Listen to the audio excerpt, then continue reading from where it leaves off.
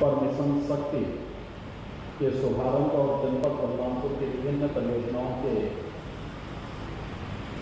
लोकार्पण और शिलान्यास कार्यक्रम में उपस्थित है।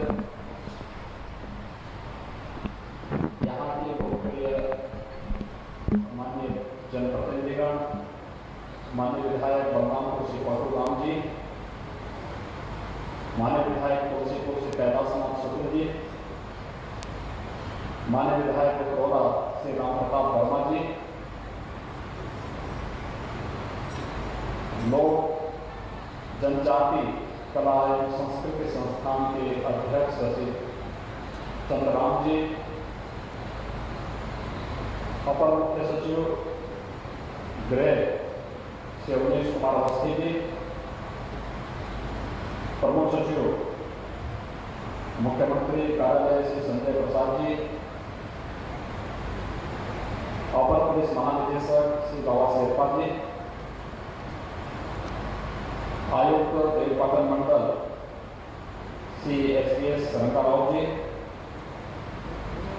यूनिसेफ की उत्तर प्रदेश की चीफ मिस रूथ लियोनो जी, पूर्व सांसद श्री दत्तन मिश्र जी, मिशन शक्ति से जुड़े हुए आज के इस कार्यक्रम से जुड़े हुए विभिन्न संगठनों के सभी पदाधिकारीगण, उपस्थित प्रतिभागीगण और इस कार्यक्रम में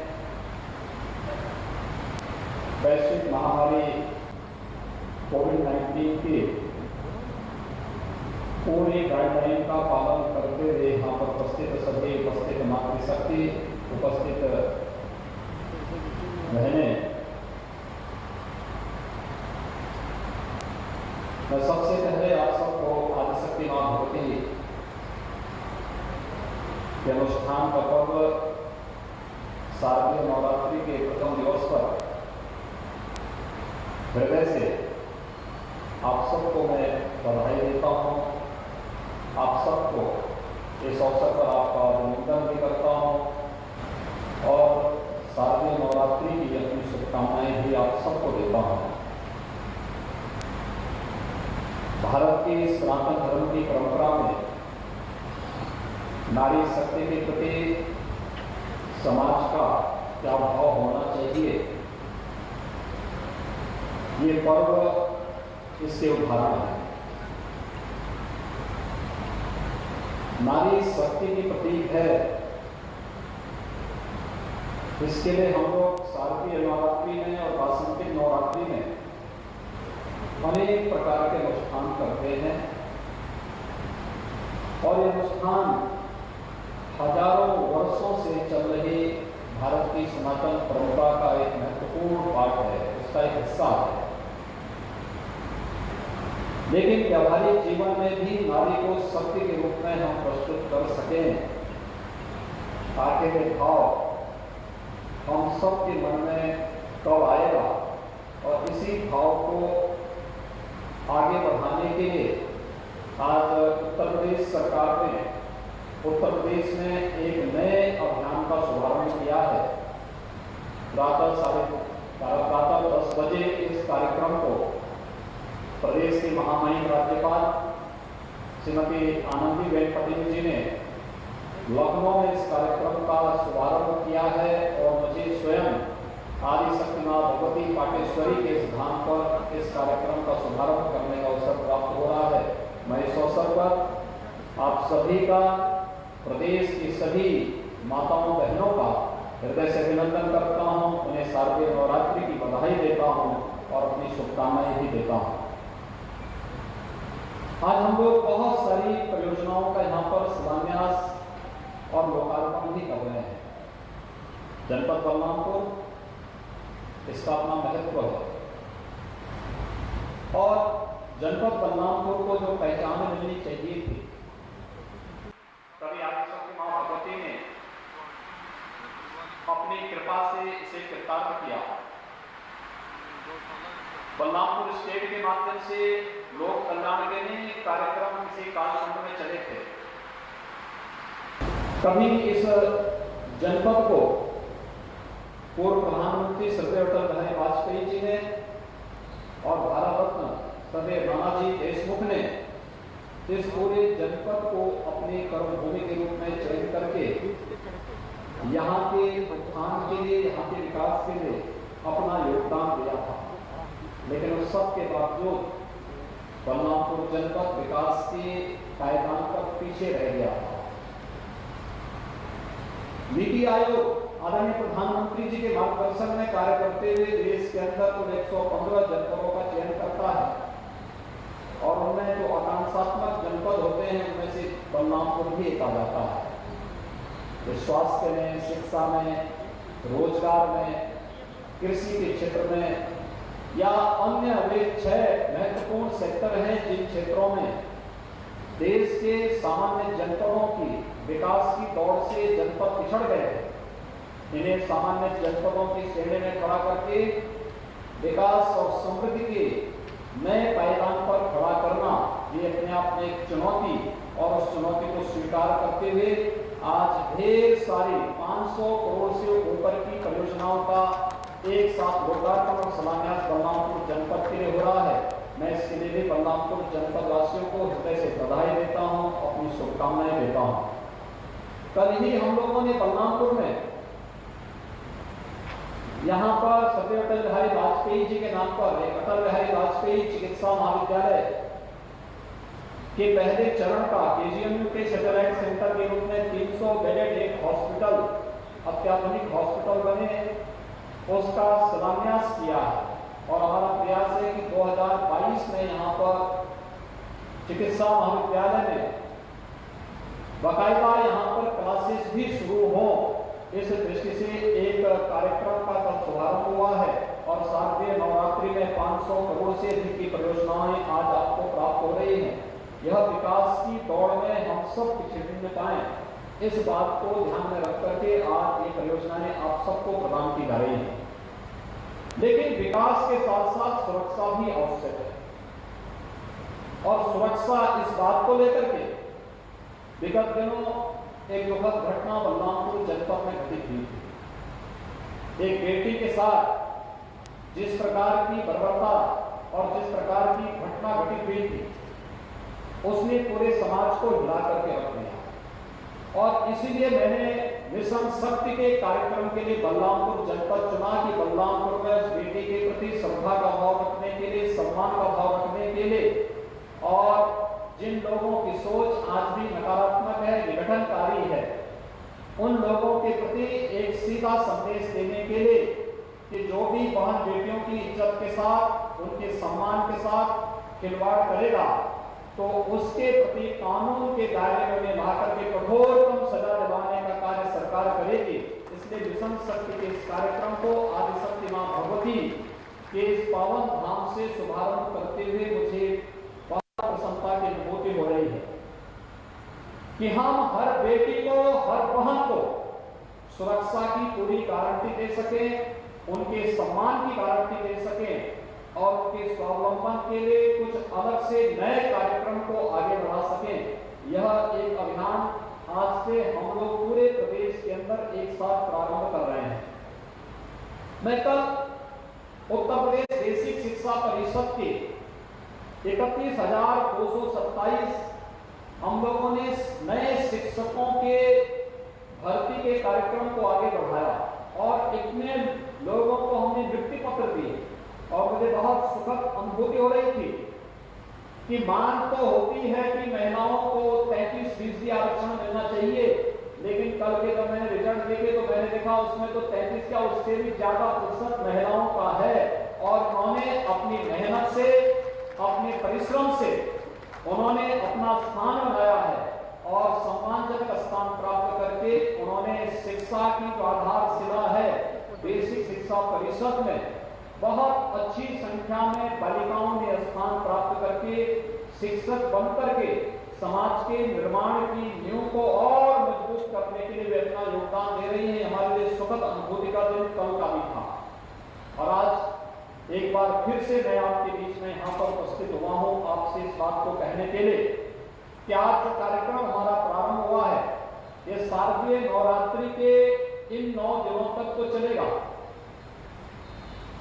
इन 9 दिनों तक मिशन शक्ति का कार्यक्रम अलग अलग विभाग, पुलिस विभाग भी, शिक्षा विभाग भी, महिला और बाल विकास विभाग भी, साथ साथ जितने भी हमारे जो विभाग हैं, चाहे वह ग्रामीण विकास है, पंचायती राज है, नगर विकास है, औद्योगिक विकास है, सूक्ष्म लघु मध्यम उद्यम विभाग है, कृषि विभाग है, उससे जुड़े हुए जितने भी विभाग उत्तर प्रदेश शासन के, ये सभी विभाग इस कार्यक्रम को एक साथ अपने अपने क्षेत्र में इस कार्यक्रम को प्रारंभ करेंगे और वहां पर ये तीनों बातें, महिलाओं की सुरक्षा, उनका सम्मान और उनके स्वावलंबन के कार्यक्रम को एक साथ चलाते हुए व्यापक पैमाने पर पहले चरण में जागरूकता का कार्यक्रम कि महिला सुरक्षा, महिला सम्मान और महिला स्वावलंबन के लिए हर विभाग अपने अपने स्तर पर व्यवस्थित तरीके से पहले चरण में जागरूकता का कार्यक्रम,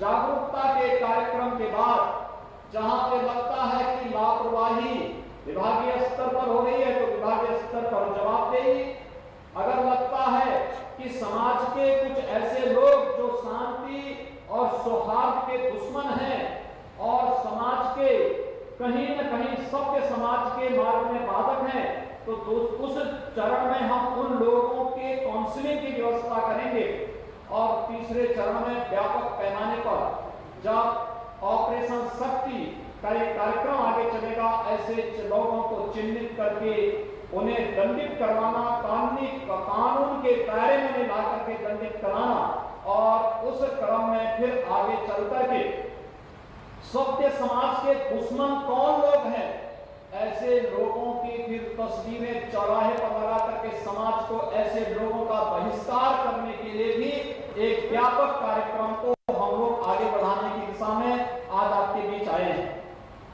इस दौरान प्रदेश के अंदर 1535 थाने हैं। इन 1535 थानों में तहसीलों में भी लगभग 350 तहसील उत्तर प्रदेश में है। इन 350 तहसीलों में एक महिला हेल्प डेस्क बनाया जाएगा। कोई भी बहन, कोई भी बेटी, कोई भी माता अगर थाने में आएगी तो थाने में उनके लिए एक अलग से कमरा होगा, वहां उनके बैठने की व्यवस्था, महिला पुलिस अधिकारी या महिला पुलिस की कोई कांस्टेबल वहां पर उनको अटेंड करेगी, वहां पर उनके बैठने की व्यवस्था होगी, पानी पीने की व्यवस्था होगी, उन्हें कोई एप्लीकेशन लिखना है तो उसके लिए स्टेशनरी वहां उनके लिए मौजूद होगी और उनकी शिकायत पर त्वरित कार्रवाई करने की व्यवस्था होगी।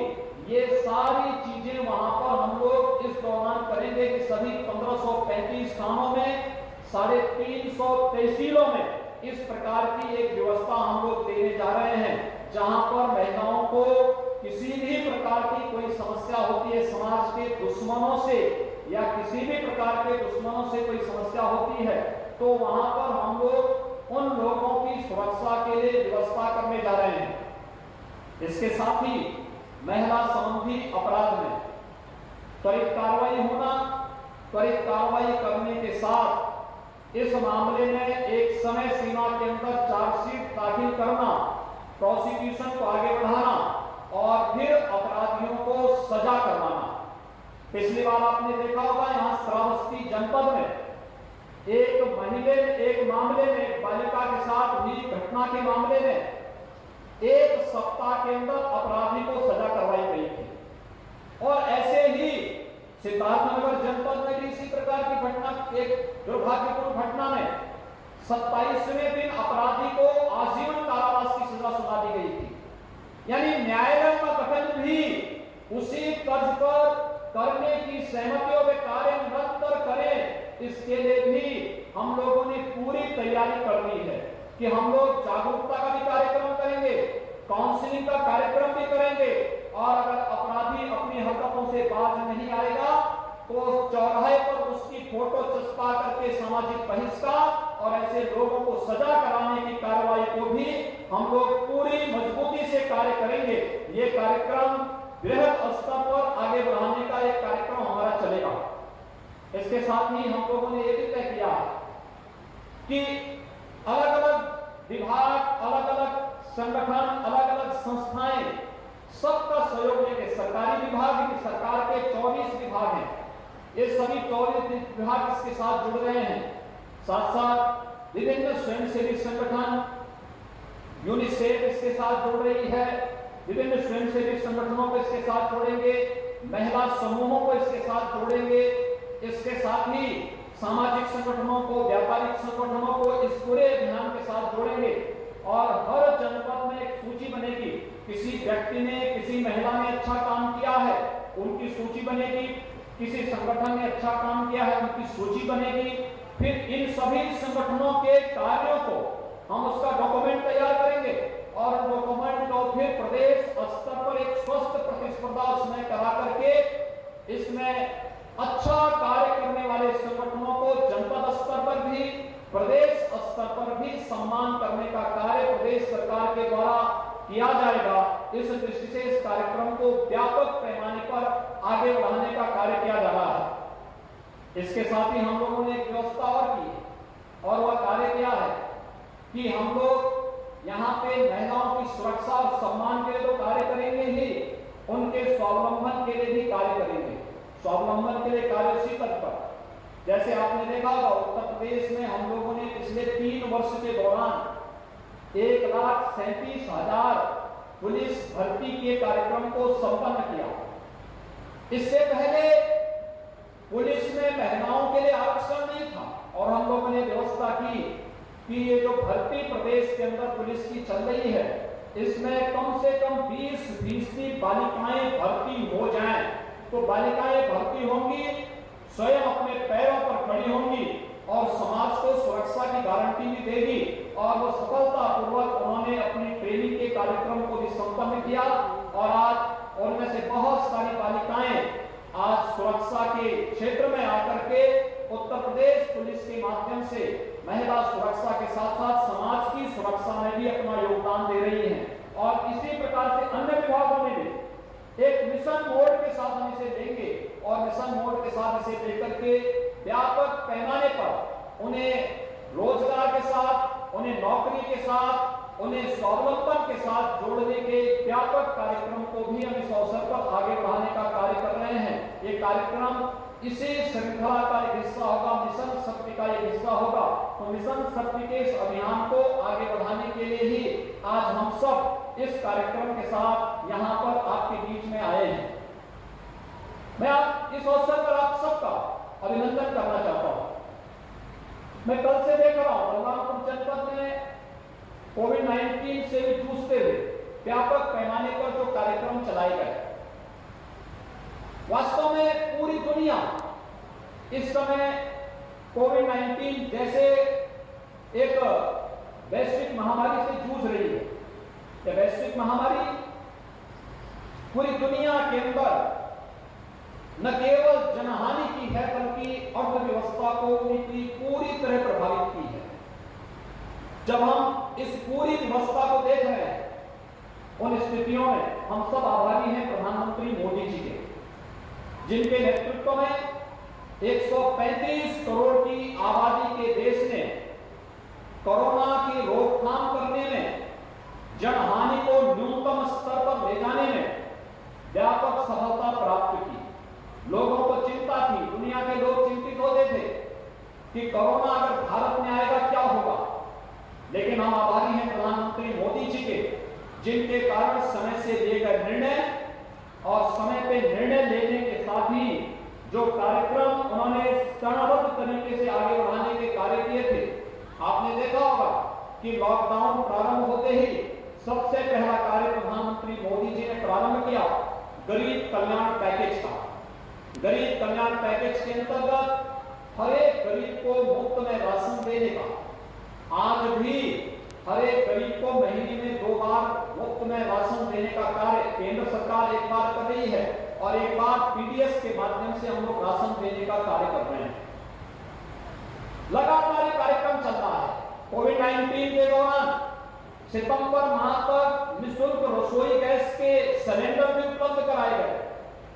सितंबर माह तक वृद्धजनों को, निराश्रित महिलाओं को और दिव्यांगजनों को एडवांस में पेंशन की सुविधा भी उनके खाते में पहुंचाने का कार्य कर दिया गया।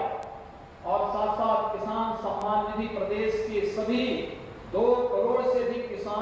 खाते में समयबद्ध ढंग से वह पैसा भेजने का कार्य किया गया। कोविड-19 के संक्रमण को रोकने के लिए मुझे याद है जब कोरोना का पहला पेशेंट उत्तर प्रदेश में आया था तब हमारे पास एक भी आईसीयू नहीं था या एक भी टेस्ट लैब नहीं थी, और आज उत्तर प्रदेश 1,75,000 टेस्ट प्रतिदिन कर रहा है। 1,75,000 बेड हमारे पास उत्तर प्रदेश में कोरोना के उपचार के लिए मौजूद है। जगह जगह कोरोना वॉरियर्स प्रशासन और स्वास्थ्य विभाग के नेतृत्व में पूरी मजबूती के साथ कार्य कर रहा है। इतनी मजबूती के साथ कार्य करने के बाद अगर कोई भारत की सफलता पर उंगली उठा करके भारत के दुश्मनों के साथ खड़ा होता है, उन लोगों की स्वतः निष्ठा पर प्रश्न खड़ा होना स्वाभाविक है। आज मैं सुबह देख रहा था कांग्रेस के एक नेता, वे स्वनाम धन्य नेता है, उनका एक वक्तव्य मैं सुन रहा था। वे भारत के दुश्मन का नाम ले करके कह रहे थे कि कोरोना में उनका काम अच्छा है।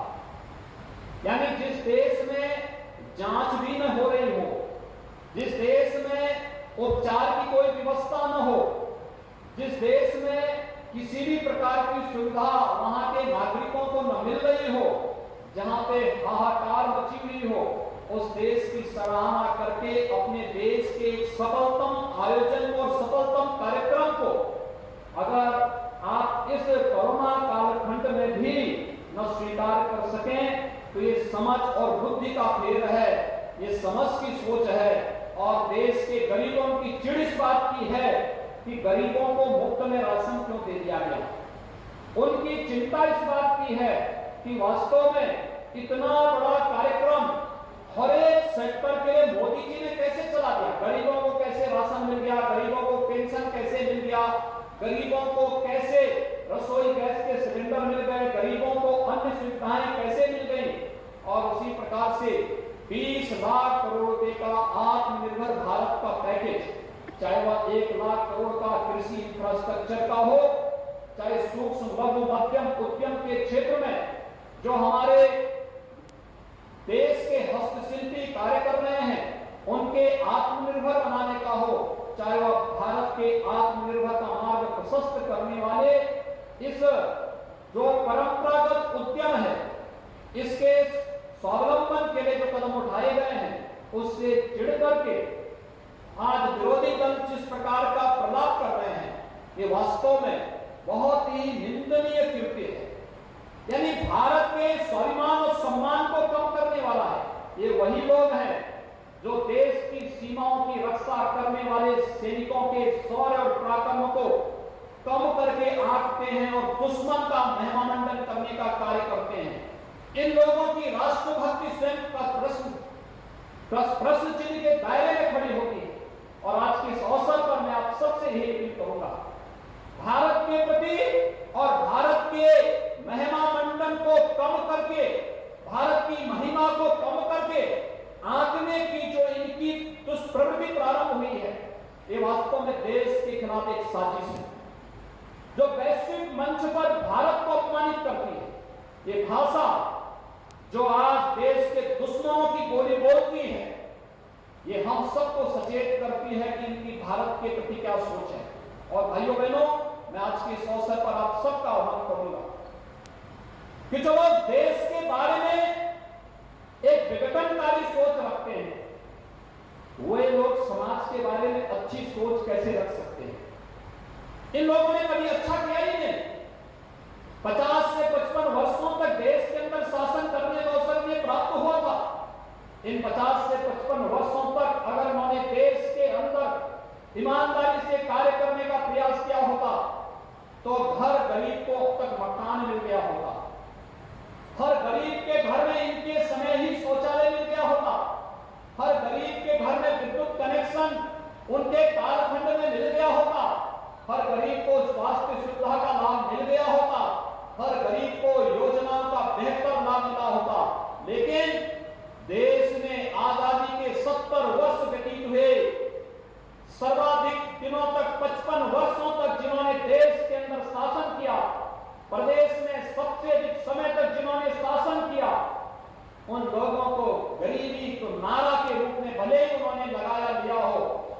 गरीबों की सही मायने में उत्थान और कल्याण का मार्ग प्रशस्त करना है, कभी भी ईमानदारी पूर्वक उन्होंने नहीं किया। और यही कारण है कि देश के अंदर योजनाओं का लाभ पहली बार इस देश के गरीब को तब प्राप्त हुआ, वह भी 6 दशक के बाद, 67 वर्षों के बाद, जब इस देश के अंदर भारत माता के नाम और आज दुनिया के सबसे यशस्वी नेता के रूप में भारत के यशस्वी प्रधानमंत्री श्री नरेंद्र मोदी जी को जब देश की जनता ने प्रधानमंत्री बनाया, तो प्रधानमंत्री बनने के बाद उन्होंने एक एक करके गरीबों के लिए, किसानों के लिए, नौजवानों के लिए, महिलाओं के लिए और समाज के प्रत्येक तबके के लिए जो योजनाएं बनाई, यही योजना देश के उत्थान के लिए, लोक कल्याण के लिए, भारत के स्वावलंबन और भारत के आत्मनिर्भर का आधार बनी है। और आज इन योजनाओं को हम किस रूप में देख रहे हैं, हमने इन सभी योजनाओं को एक एक करके महसूस किया। आपने देखा होगा कि प्रधानमंत्री आवास योजना बिना भेदभाव के, न जाति का भेद, न मत का भेद, न मजहब का भेद, न क्षेत्र का भेद, न भाषा का भेद, सबका साथ, सबके विकास की भावना के रूप देश के अंदर 3 करोड़ से भी गरीबों को एक एक आवास मिल जाना, 4 करोड़ गरीबों को देश के अंदर निःशुल्क विद्युत का कनेक्शन मिल जाना, 8 करोड़ गरीबों को निःशुल्क रसोई गैस का कनेक्शन मिल जाना,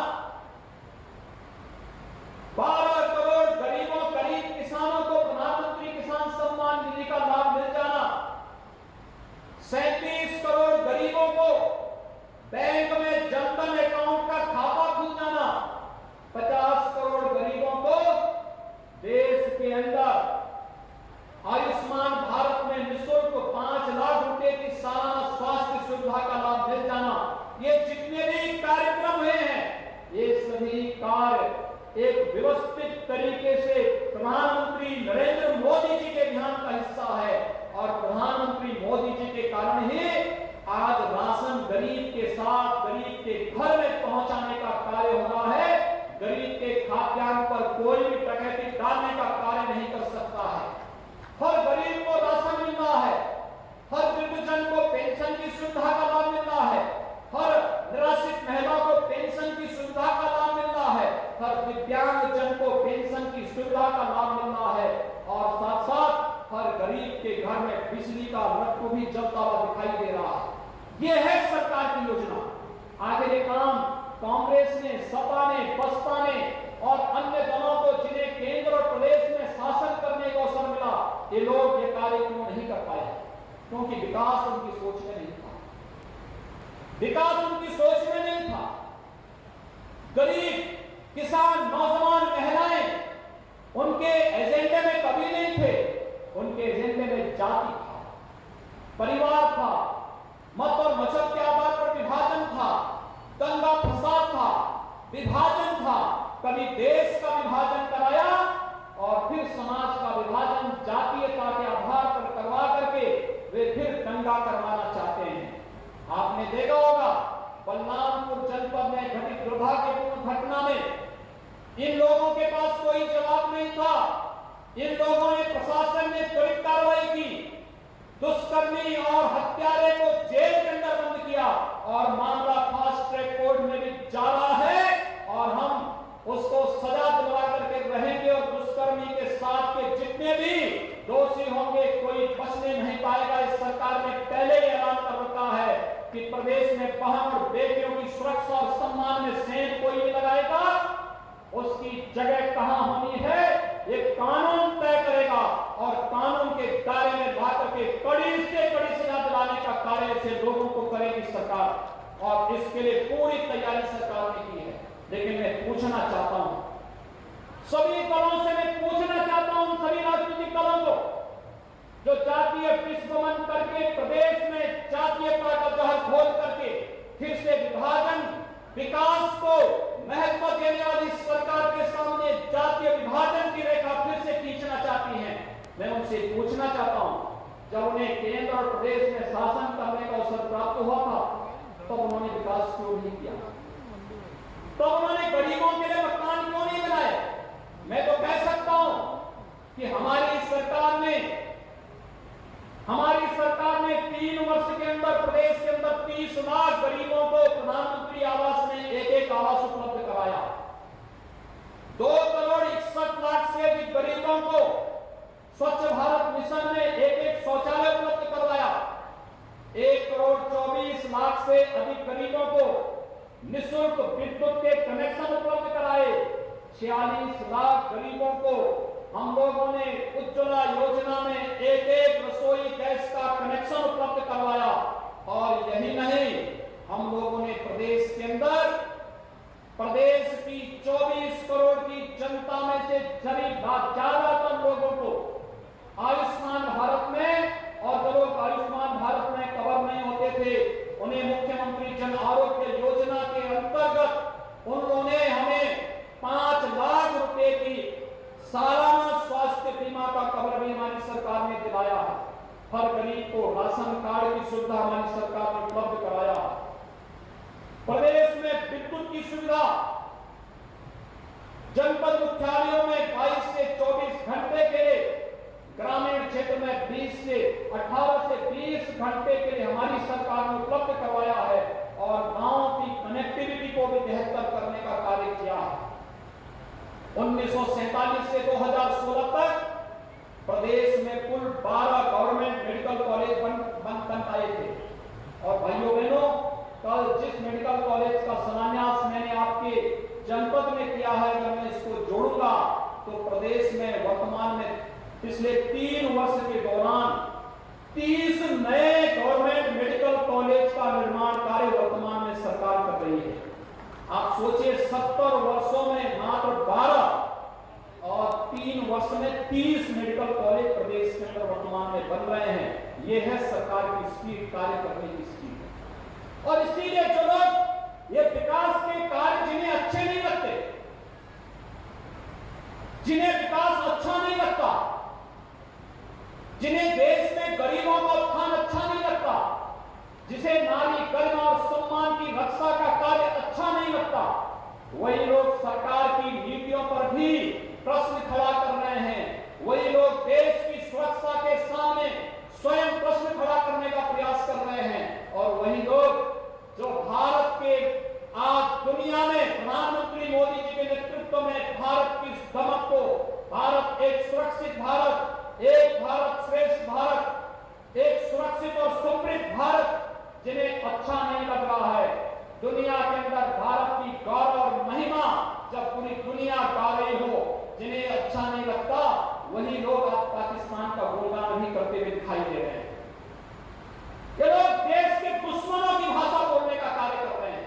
जो लोग जातीयता के आधार पर लड़ा रहे हैं, जाति मत और मजहब के आधार पर दंगा फसाद करने का षड्यंत्र कर रहे हैं, इनके षड्यंत्रों को आपने देखा होगा कि कैसे अंतरराष्ट्रीय साजिश में आकर के देश में आबादी के लिहाज से सबसे बड़े प्रदेश में कैसे दंगा भड़काने की साजिश इनके द्वारा की गई।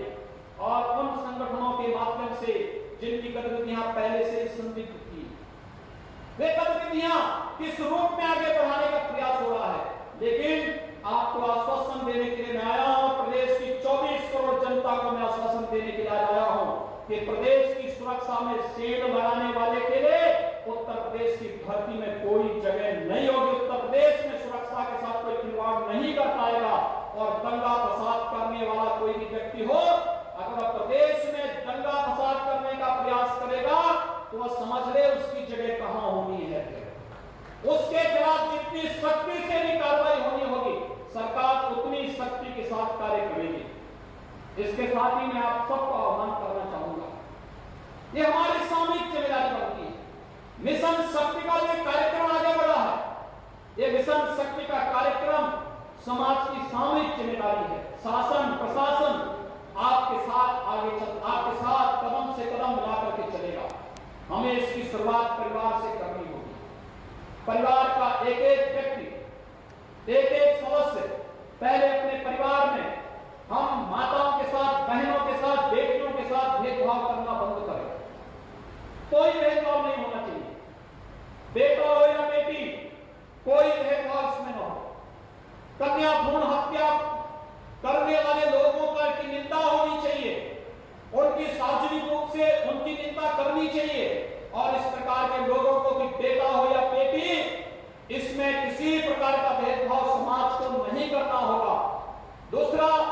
किसी भी प्रकार की बाल विवाह हो, दहेज प्रथा हो, इनका हर हाल में विरोध करना। इसीलिए सरकार ने बेटियों को पढ़ाने के लिए बेटी बचाओ बेटी पढ़ाओ का अभियान चलाया। भ्रूण हत्या को भी रोकना है, बेटियों को स्कूल में भेजना है और साथ साथ स्नातक तक की शिक्षा निःशुल्क सरकार ने देगी।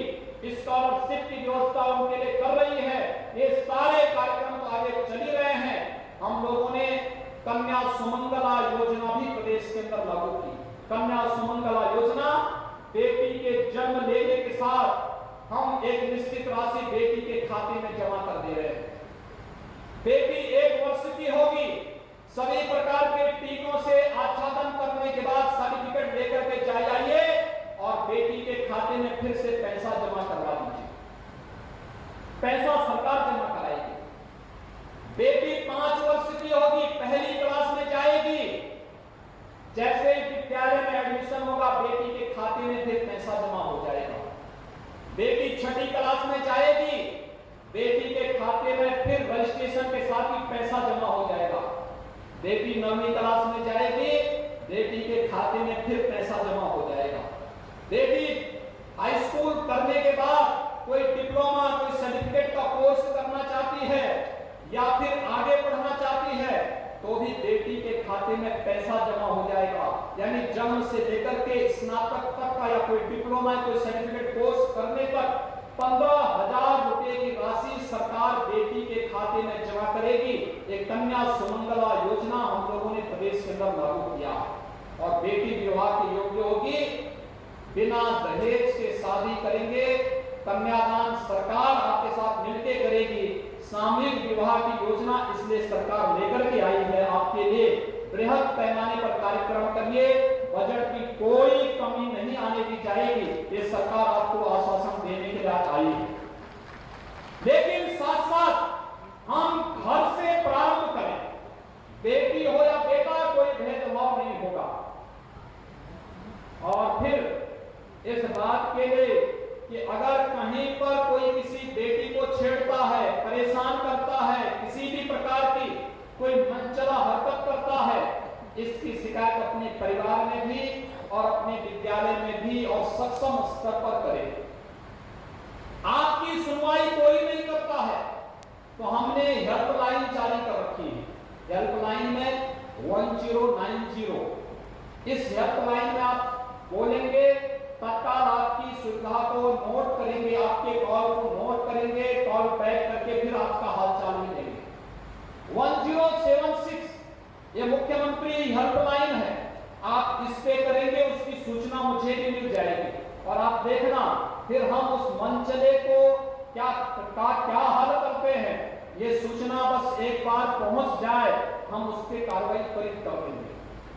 181 ये घर के अंदर होने वाली किसी भी प्रकार की हिंसा, बालिका के साथ, बहू के साथ, बेटी के साथ, किसी भी प्रकार की घर के अंदर होने वाली हिंसा में इस पे कॉल करेंगे कि ये तत्काल इसकी जानकारी इस हेल्पलाइन में भी मिलेगी।